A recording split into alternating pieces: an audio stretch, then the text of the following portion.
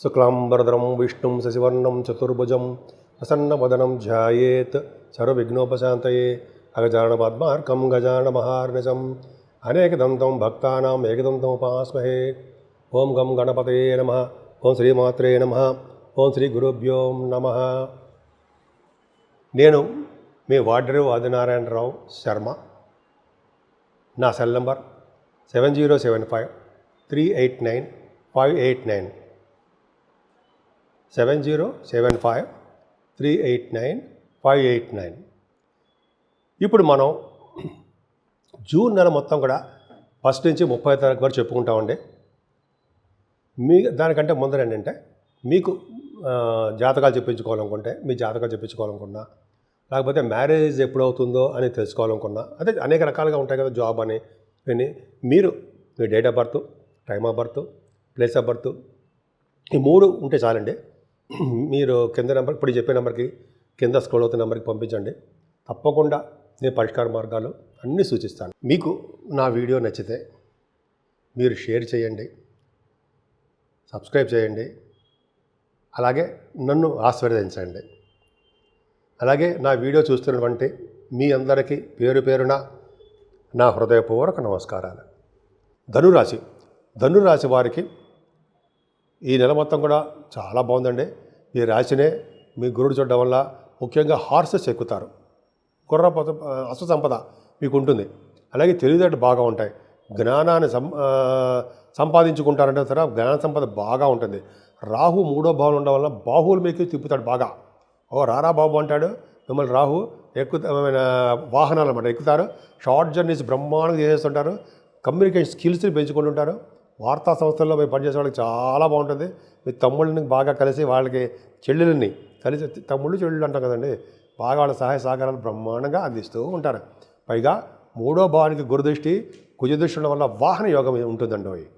వాహనాలు కొనుక్కుంటారు, అదొకటి. ధైర్యం ఉంటారు.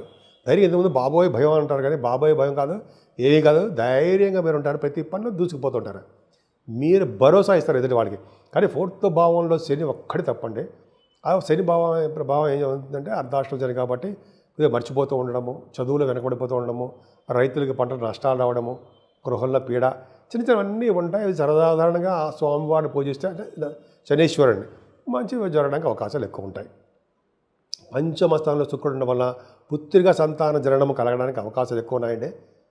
పైగా మీకు సినిమా రంగంలో మీకు అవకాశాలు, ఆపర్చునిటీస్ వచ్చి తీరుతాయి. శుక్రుడు పంచమంలో ఉన్నాడు కదండి, బ్రహ్మాండంగా ఉంటుంది. అంతేకాకుండా మంచి మంచి డ్రెస్సెస్, ఆభరణాలు, వాహనాలు ఇవన్నీ మీకు ఉంటాయి. పుత్రికా సంతానం చెప్పినట్టుగా బ్రహ్మాండంగా ఉంటారు. కొంతమందికి పదవులు రావడానికి అవకాశం ఉంది. గాయత్రి మంత్రసిద్ధి మీకు బాగా వస్తుందండి. అంటే మంత్రసిద్ధులు బాగా కలుగుతాయి. వేళపడే భోజనం చేస్తారు, చక్కటి భోజన వసతులు ఉంటాయి.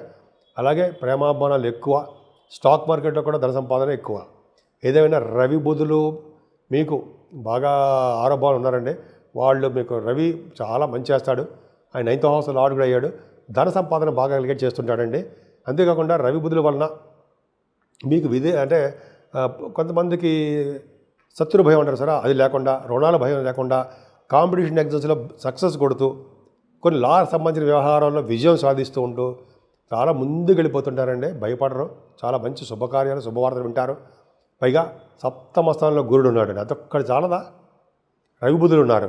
వివాద వేడుకలు చాలా చాలా మీ ఇంట్లో జరుగుతాయి అంటున్నా, ఒక్కటి చాలదా, బ్రహ్మాండంగా జరుగుతాయి. అలాగే మీ ఇంట్లో వివాహాలు కుదరడము, వేడుకలు జరగడము, భార్యాభర్తల యొక్క అనురాగము, ఆప్యాయత, అదృష్టము ఇవన్నీ పెరుగుతూ ఉండడం ఖచ్చితంగా జరగడానికి అవకాశాలు ఉన్నాయండి. భయపడే సంవత్సరం అంతకన్నా ఏమీ లేదు. రవి బుధులు అంటే వ్యాపారాలు రీత్యా విదేశాలు వెళ్తారు. అలాగే శుభకార్యాలు బాగుంటాయి మీ ఇంట్లో. ఇంకా చెప్పాలంటే విహారయాత్రలు కూడా మీరు చేసి తీరుతారు.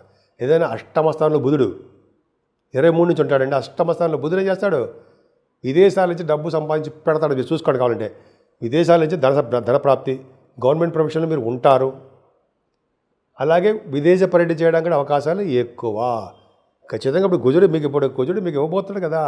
కుజుడు గురించి చెప్పుకుందాం. అంటే భాగ్యస్థానం గురించి చెప్పుకుందాం. భాగ్యాధిపతి బాగున్నాడు రవి. భాగ్యస్థానంలో అండి కుజుడు చాలా స్ట్రాంగ్గా ఉన్నాడండి. ఇంతకుముందు నీచ స్థితిలో ఉన్న కుజుడికి చాలా బలం వచ్చేసింది దానికి. మిత్రక్షేత్రంలో అగ్నితత్వ రాశిలో సింహరాశిలో ఉండడం వల్ల కేతువుతో కలిసి ఉండడం వల్ల దాని యొక్క పవర్ రెట్టింపు అయిపోయింది దానికి. కాబట్టి మీకు రియల్ ఎస్టేట్ రంగంలో ఉన్న వాళ్ళకి మాత్రం విపరీతమైన డబ్బులు వస్తాయండి. ఇప్పటివరకు మీరు చాలా ఎప్పుడు వస్తాయో మంచి రోజులు చూసిన వాళ్ళకి ఇక అన్ని మంచి రోజులే. మీకు కావాలంటే ఖచ్చితంగా చూసుకోండి. పైగా భూములు అమ్ముడుపోవడం, అపార్ట్మెంట్లు అమ్ముడుపోవడం, అధికమైన లాభాలు రావడము, భూ సంబంధించిన విషయాల్లో ఏమైనా ప్రాబ్లమ్స్ ఉంటే అవి సాల్వ్ అయిపోతూ ఉండడము, చక్కటి మంచి శుభవార్తలు, శుభ విషయాలు, శుభ పరిణామాలు ఎదురు రావడము మీకున్న జరగబోతున్నాయండి. నేను చెప్పింది కరెక్ట్. విదేశాలు కూడా వెళ్ళబోతున్నారు. ఏంట్రా విదేశాలు అంటావు అంటే మీకు 12th హౌస్ లార్డ్ ఎవరండి? కుజుడేగా. ఆయన ఎక్కడున్నాడు? భాగ్యంలో లేడు. మరి భాగ్యాధిపతి చాలా కాంబినేషన్స్ ఉంటాయండి. చూడడానికి ఇది ఒక్కటి చెప్పకూడదు, దాని కాంబినేషన్ చాలా చూసుకోవాలి.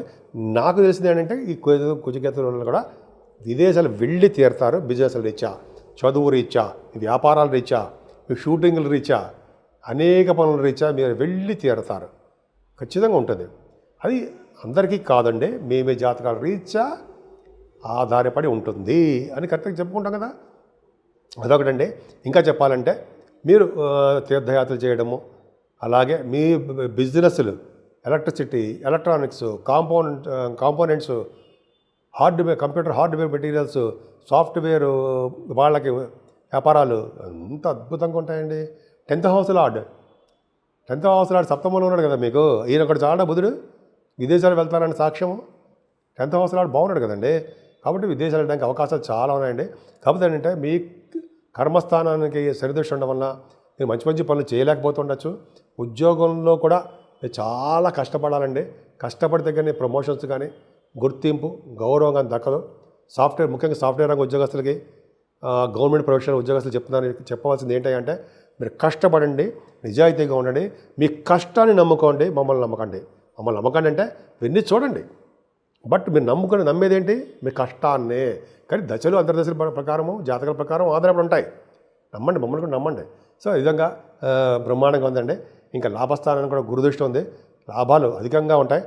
భాగ్యస్థానంలో కుజుడు, అలాగే లాభస్థానానికి గురుదృష్టి ఉండడం వలన శుక్రుడు కూడా లాభాధిపతి చూసుకోవడం వల్ల, లాభస్థానం చూసుకోవడం వల్ల ఖచ్చితంగా మీకు లాభాలు ఉంటాయి.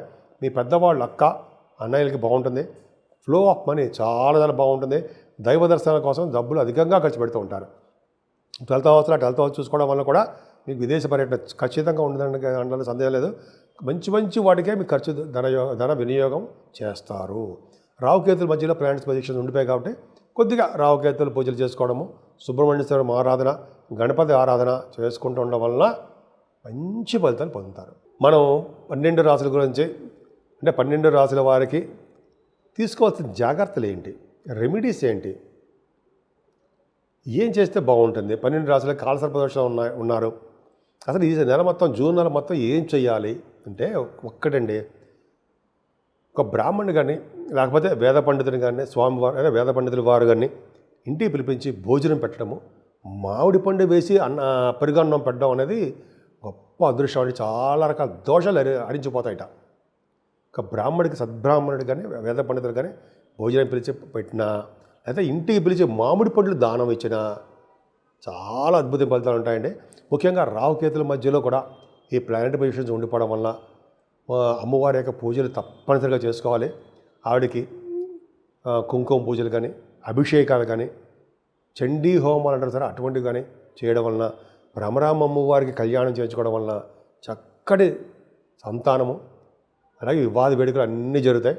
అంతేకాకుండా ఈ రావుకేతుల మధ్యలో ఉండిపోవడం వలన, కేతు కూడా ఉండడం వలన అమ్మవారికి పూజలు చేయించడం, అంటే ఒక కాళహస్తిలో పూజ చేయించుకోవడంతో పాటు ముఖ్యంగా కేతు ప్రభావం తగ్గడానికి గణపతి ఆరాధన చాలా పవర్ఫుల్. అలాగనే పూజించవచ్చు ఆయన్ని. తర్వాత సుబ్రహ్మణ్యేశ్వర స్వామిని పూజించడం, ఆరాధించడం. ఆయనకి వీలుంటే మందపల్లిలో మోపిదేవిలో మందపల్లి కాదని మోపిదేవిలో విగ్రహ ప్రతిష్ఠ చేయించుకోవడం వలన సర్వదా సౌఖ్యంగా ఉంటుందండి.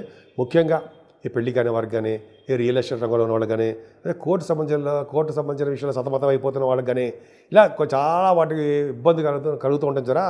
వారందరూ కూడా చెప్పదగ్గ సూచన ఏంటంటే ఒక్కసారి మోపిదేవి వెళ్ళి, ఎందుకంటే నేను కూడా వెళ్ళాను కాబట్టి చెప్తున్నానండి, అక్కడ ఒక్కసారి నాగప్రతిష్ఠ చేయించుకోండి. అది వీలున్నప్పుడు, నేనే చెప్పాను అని చెప్పి రేపో ఎల్లుండి వెళ్ళిపోయి గమగమ చేయించడం కాదు.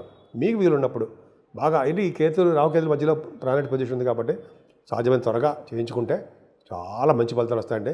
ఏదేమైనా సరే ఇవన్నీ చేసినా సరే విష్ణువుకి తులసి మాల సమర్పించడము, అలాగే ఈశ్వరుణ్ణి, పరమేశ్వరుణ్ణి, మహాశివుణ్ణి